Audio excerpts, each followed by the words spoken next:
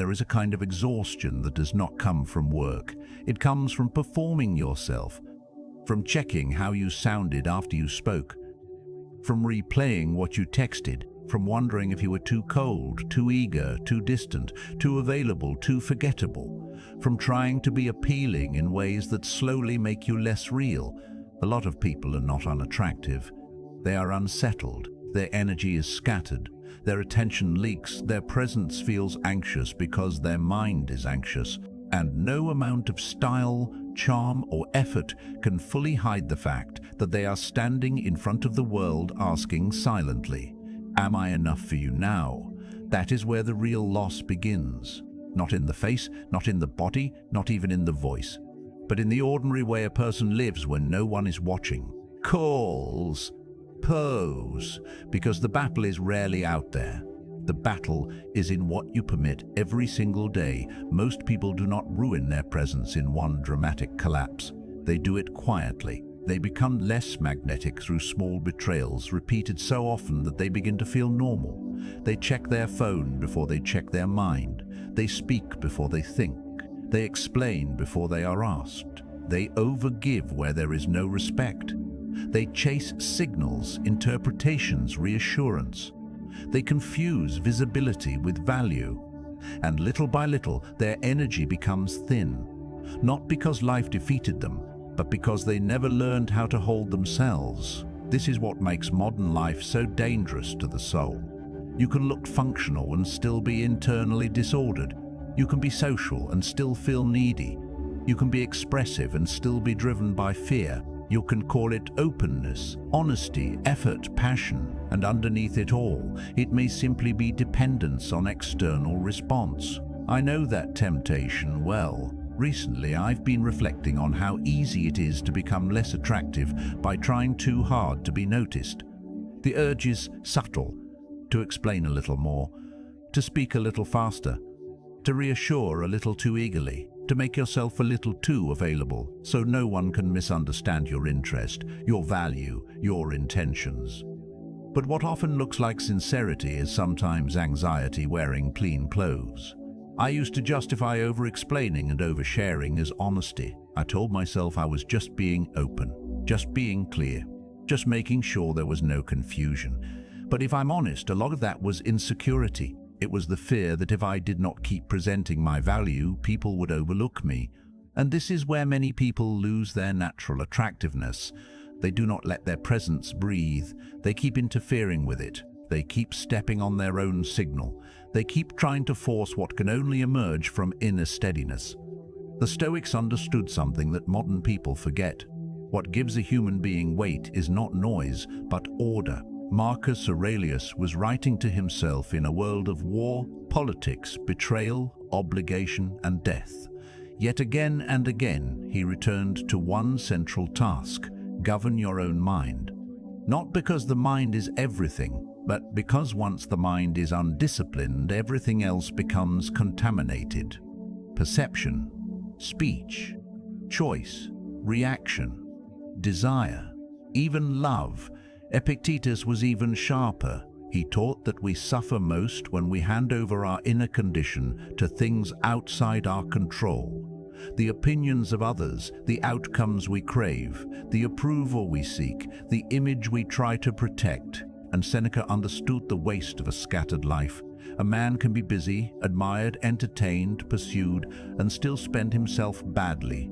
That is the core problem here. Most people who feel invisible do not actually need to become louder.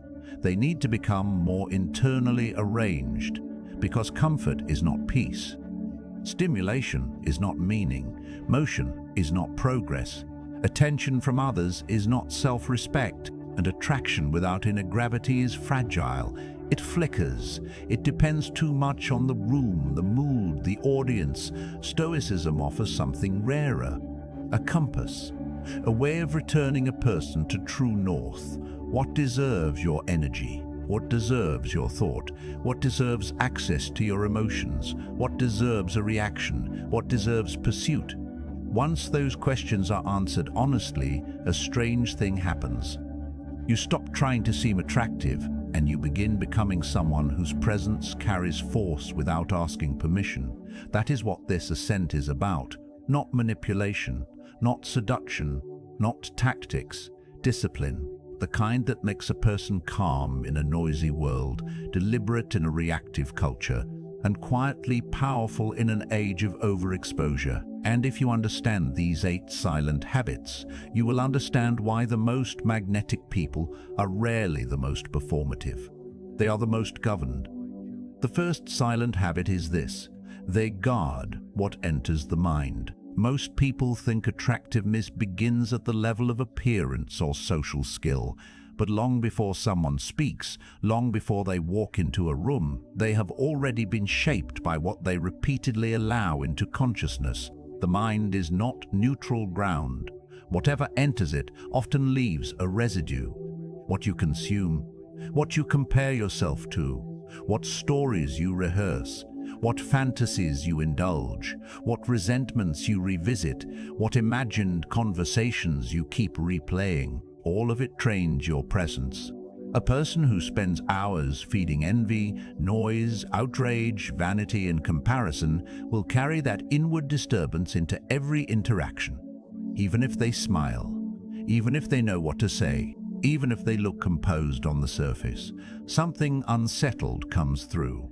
Stoicism begins here because perception is fate in its earliest form, not fate as in destiny written for you, fate as in direction. The mind becomes the road you walk.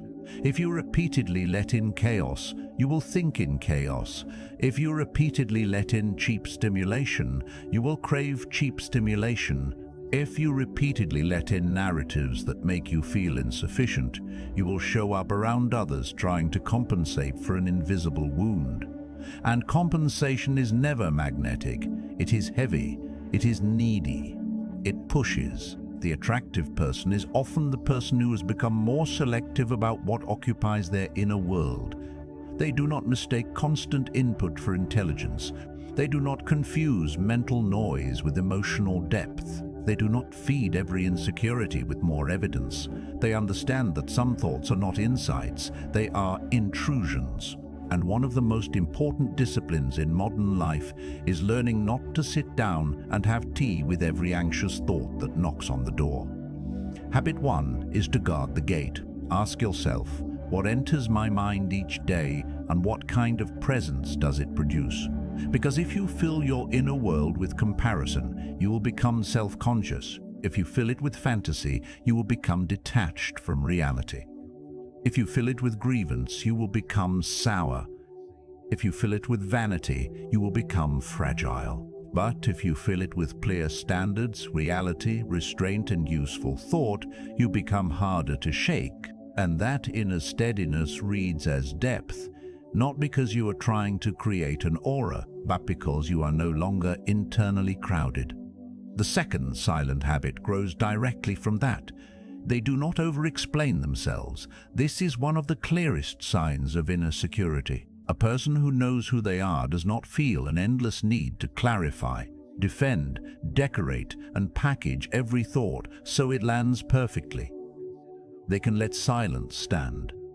They can let misunderstanding breathe for a moment. They can let their actions speak before their anxiety does. This does not mean becoming cold. It means becoming less desperate to control how you are perceived. That desperation ruins more presence than people realize. It drains mystery. It reduces strength. It sends the message that your peace depends too much on being fully approved, fully interpreted, fully received.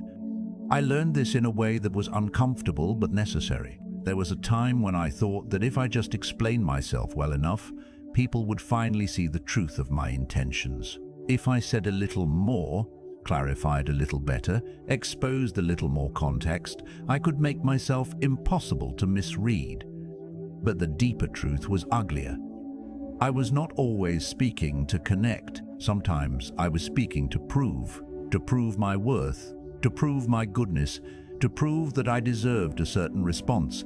And that is why one simple practice changed something in me, pausing before I spoke and asking, am I speaking to connect or am I speaking to prove something? That question cuts through illusion, because when you speak to prove, your words tighten. When you speak to connect, your words simplify. When you speak to prove, you reach. When you speak to connect, you remain grounded. Attractive people often have this restraint. They say what is true. They say what is necessary. And then they stop, not because they are playing a role, but because they are not trying to purchase respect with excess explanation. The third habit continues this inner ordering. They protect the first hours of the day. A scattered morning often produces a scattered self. The first hour of the day is not just a scheduling issue. It is a moral and psychological threshold. It is where you either take hold of your own mind or donate it immediately to the world. Most people wake up and enter reaction at once. Messages, notifications, news, comparison, small anxieties, other people's urgency, other people's nergency, other people's moods, other people's noise. Before they have even fully arrived in themselves, they are already being pulled outward. And then they wonder why they feel diffused, weak, and vaguely restless by noon. The Stoics treated mornings with seriousness because they understood that the day is not something that merely happens to you. It is something you meet. Marcus Aurelius, in spirit, prepared himself for difficulty before the world touched him. He oriented his mind before entering duty. He did not wait to be emotionally scattered and then try to recover. That is habit 3. Do not begin the day as prey. You do not need a theatrical routine. You do not need a perfect ritual performed for the internet. You need a beginning that belongs to you. Silence before input. Thought before reaction. Intention before exposure. A body that rises with purpose. A mind that is not immediately available to random stimulation. There is something deeply attractive about a person whose day does not start in surrender, because they carry the after effect of that choice. Their speech is less frantic, their decisions have more shape, their attention is less contaminated. Their presence says, I did not wake up and hand myself away. And if you want to become more magnetic, you must understand this. Your mornings teach your nervous system what kind of relationship you have with life. If you rise in panic, you train dependence. If you rise in distraction, you train fragmentation. If you rise in discipline, you train command. That command is quiet, but people feel it. The fourth habit appears in moments that seem small, but define everything. They do not react immediately. This may be one of the rarest forms of strength left. In a reactive age, pause is power. Most people obey the first movement inside them, the first irritation, the first fearation, the first fear, the first urge to reply, the first impulse to fix discomfort, the first need to say something, send something, prove something, interrupt silence before silence reveals too much. But impulse is not identity. Emotion is not instruction. And a person becomes weak when they treat every internal surge as a command. Epictetus built his philosophy on this fracture point, the split second between event and interpretation. Something happens, a message goes unanswered, a look feels distant, a plan changes, a disrespect appears, a rejection stings, and almost instantly the untrained mind produces a story. I am being ignored. I am losing control. I need to respond now. I need relief now. I need to restore my position now. That now is where so much dignity is lost. Habit 4 is to delay obedience, to let the first wave pass without kneeling to it, to feel the surge without becoming its servant, to ask before action, what is true here? What is assumed? What is required of me? What would a governed man do next? This is not suppression, it is command. And command is attractive because it suggests mass beneath the surface. A person who does not instantly flare, chase, defend, plead, or collapse creates a different kind of atmosphere around them. Not deadness, not indifference. Wait, they do not make every feeling everyone else's problem. They do not mistake intensity for honesty. They do not rush to discharge tension. They can bear an unresolved moment. That ability alone separates the emotionally expensive from the emotionally rare. The fifth habit is close to this but more visible. They speak with restraint. Not silence as performance, silence as deportments, silence as discipline. Some people talk too much because they enjoy expression. That is one thing. But many people talk too much because they are anxious in the presence of ambiguity. They fill space because space exposes them. They keep speaking because silence feels like judgment. They over-elaborate because they fear being underestimated. They reveal too much too early because mystery feels unsafe. But words lose force when they are spent carelessly. The Stoic is not mute, he is measured. He does not use speech to escape himself. He uses speech to reflect himself. There is a difference, and people feel it immediately. When someone speaks with restraint, each sentence carries more gravity. Their presence is not diluted by unnecessary disclosure. Their calm is not fractured by compulsive self-narration. Their attention stays in the room, instead of scattering into performance. This is especially important now because we live in a culture that rewards exposure and constant self-display. Show more, say more, reveal more, perform more, be more available, be more legible, be instantly relatable. But what if a great part of attractiveness comes from not being in a constant state of broadcast? What if some of your power returns the moment you stop narrating yourself excessively?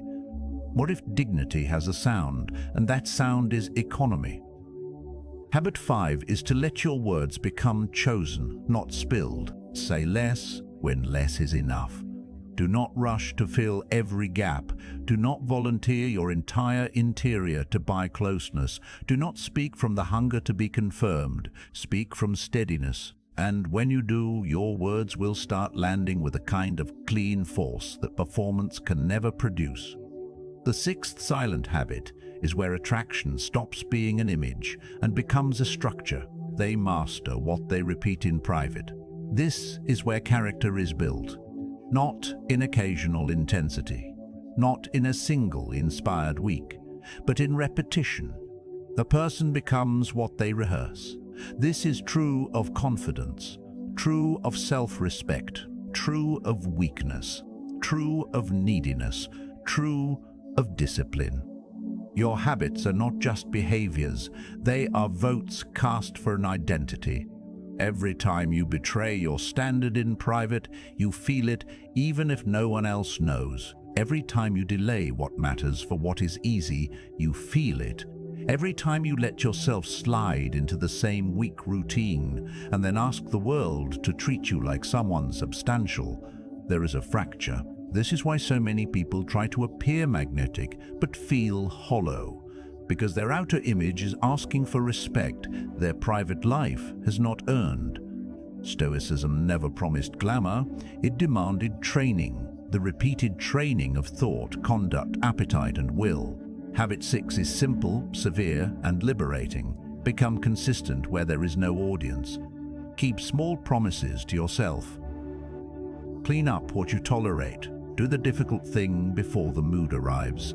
Live in such a way that your own conscience begins to trust you again. That trust changes a person. When you trust yourself, your energy stops reaching outward so desperately. You no longer need constant applause to feel real. You no longer need to be chosen every moment to remember your value. You no longer need to manufacture confidence socially because it has been built behaviorally. That is why consistency is attractive, not because routine itself is exciting, but because repetition creates integrity, and integrity creates force. A person who can rely on himself becomes different in the eyes of others without trying. His face softens, his words slow down. His decisions carry less static, because beneath the surface there is architecture. The seventh habit reveals whether all the previous ones are real. They hold their position under pressure. Anyone can seem composed when life is easy. Anyone can appear attractive when they are being welcomed, admired, wanted, or affirmed. But pressure reveals the truth. Rejection reveals the truth. Uncertainty reveals the truth. Uncertainty reveals the truth.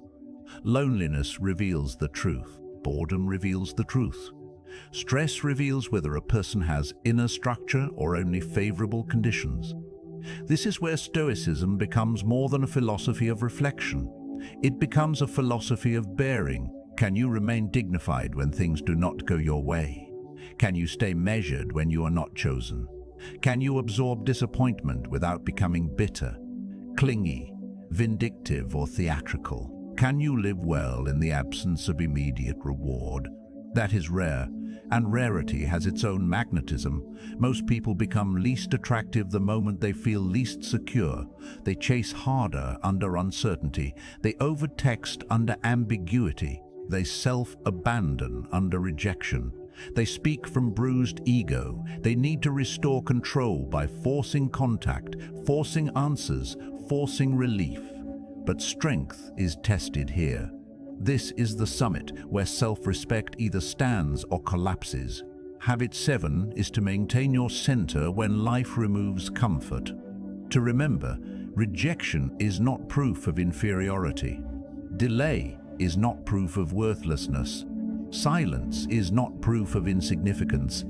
Discomfort is not an emergency. The person who can stay inwardly ordered under these conditions becomes almost impossible to manipulate. And that is deeply attractive because they are no longer negotiating their value with every changing circumstance. They are not emotionally cheap. They do not drop their standards because they are lonely. They do not perform desperation because they are afraid of loss. They remain.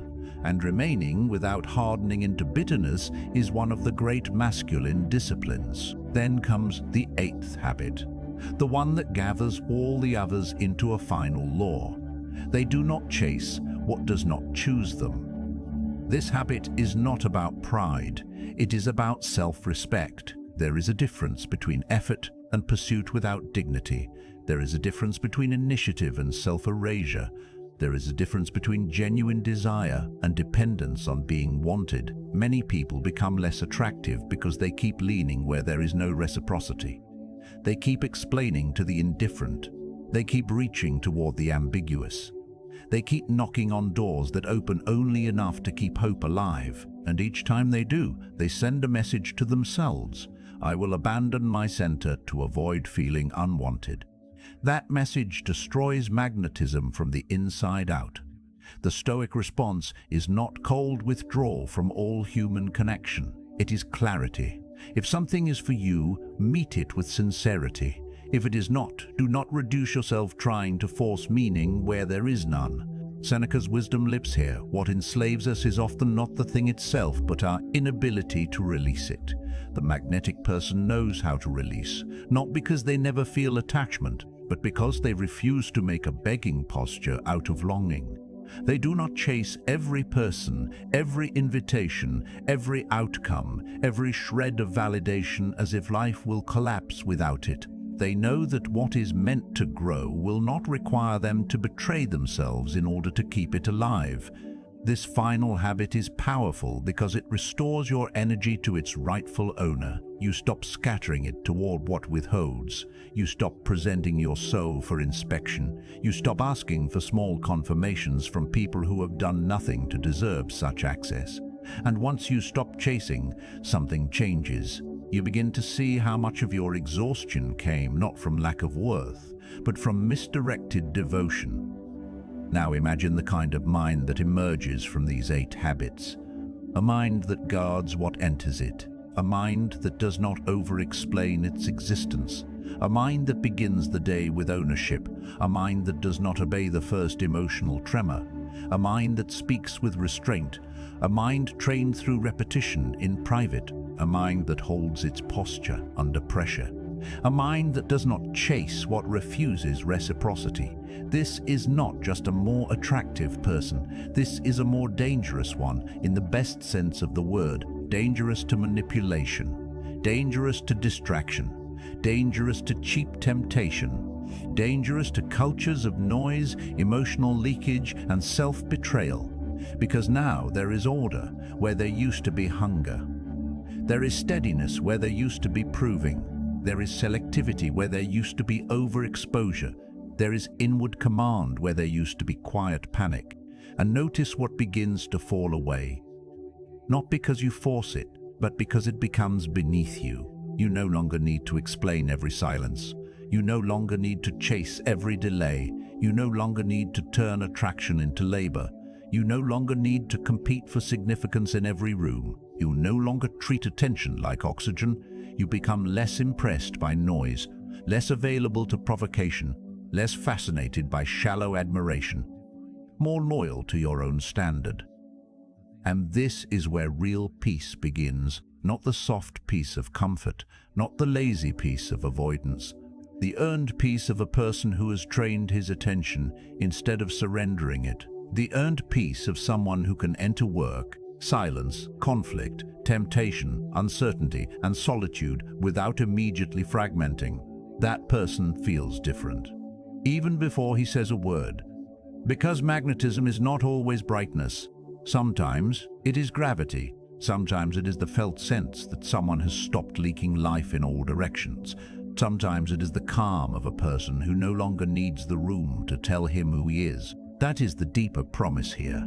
Not that everyone will like you, not that you will become irresistible in some shallow sense, but that you will become settled enough that your presence carries truth, and truth has its own beauty. The kind that does not beg, the kind that does not tremble when attention shifts, the kind that does not inflate itself to feel seen, the kind that stands. So let this be the vow. Stop trying to become magnetic through performance. Stop trying to be unforgettable by becoming louder, more available, more explained, more exposed. That path only makes a person easier to consume and easier to forget. Choose another way. Guard the gate of the mind. Refuse to over-explain. Protect the opening of the day.